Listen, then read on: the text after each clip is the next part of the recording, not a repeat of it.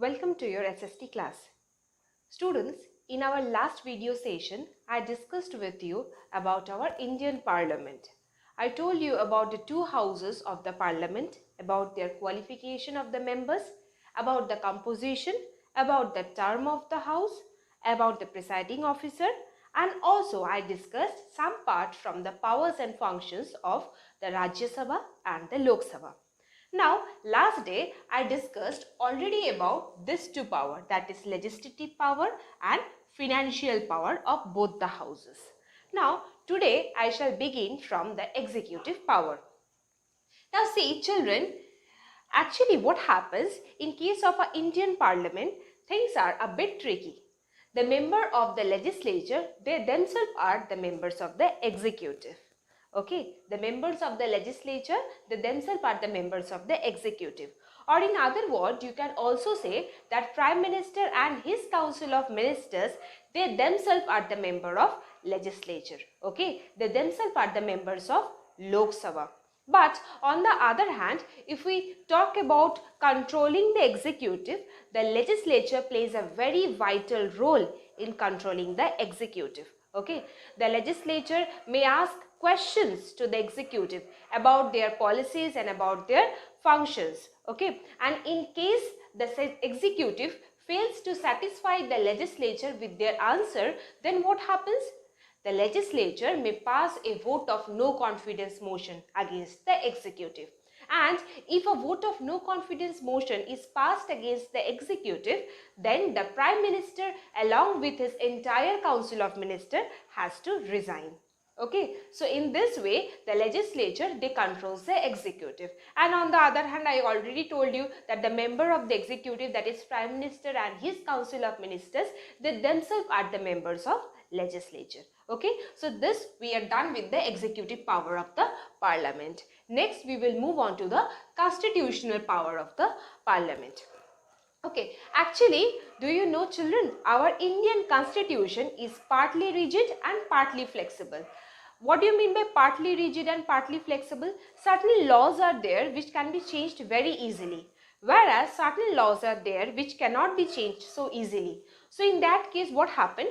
If any amendment or changes has to be done in the Parliament, then in case of few laws, changes are done very easily. But in maximum of the portion, if any changes are to be done in the constitution, then it has to be passed by 2/3 majority in both the houses of the Parliament. Then only any sort of amendment could be done in the Indian constitution. Is that clear? So we are done with the constitutional power also. Next we will move on to the judicial power of both the houses. Now when it comes to the judicial power of the Lok Sabha and the Rajya Sabha, both the houses enjoy certain elective power. How does they enjoy certain elective power? Both the houses, they participate in the election of the president and the vice president. Not only that, they also participate in removal of the Chief Justice of India, the Chief Justice of the High Court, and not only that, they also participate in removal of the President of India. So these are the judicial power that are enjoyed by both the houses of the Parliament. Okay. Now I will move on to the next half of your chapter. Children, see, the thing is that apart from these two houses, that is Lok Sabha and Rajya Sabha, some other people are also involved in the parliamentary form of government. Who are those members?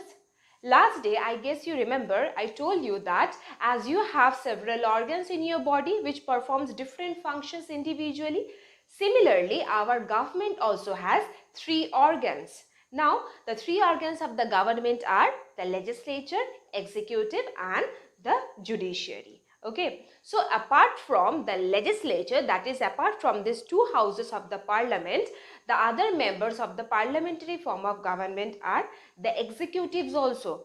And whom does the executive comprises of? The executive comprises of the president, the prime minister and his entire council of ministers. Okay, at first we will study in details about the Indian president. Okay. The President of India is the nominal head of our country, or you can also say that he or she is the nominal executive. And not only that, the President of India is also the first citizen of our country. Okay. Now, how is the President elected? The President is elected by the Electoral College. He or she is elected by the Electoral College. Okay. What does the Electoral College comprise of? The Electoral College comprises of the members of Lok Sabha, the members of Rajya Sabha, and also the members of the Vidhan Sabha or the State Legislative Assembly. Is that clear? Okay, and he is not directly elected by us. Okay, he is elected by the process of proportional representation. Okay, he is elected by the process of proportional representation through the Electoral College, comprising of the members of Lok Sabha, the members of Rajya Sabha, and the members of State Legislative Assembly or the Vidhan Sabha. Okay, now we will study about the term of his office or the tenure of his office. The President remains in his office for 5 years. After getting elected, the President remains in his office for 5 years. However, after 5 years, the President may get re-elected. Okay, so again he may become the President of India.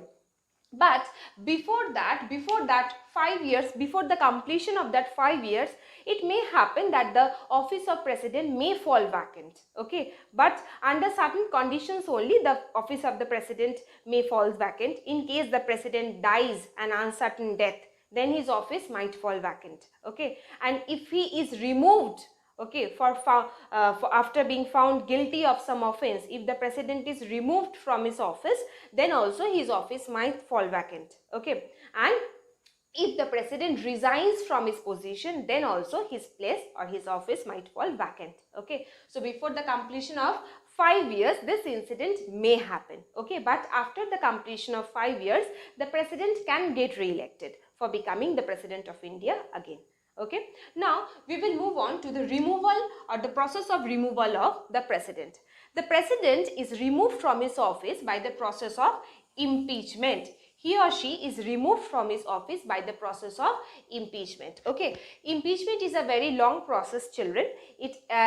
While the impeachment is going on, a resolution has to be passed by both the houses of the Parliament. Then the Supreme Court or the Chief Justice of India also gets involved into the matter. It's a long process. Several steps has to be followed for this process. So it's a very long process by which the President is removed. He is removed by the process of impeachment. Okay, now what about the salary and allowances of the President? Previously, the salary of the President was around 90,000. But recently, the salary of the President has increased. Okay, it has become 1,50,000.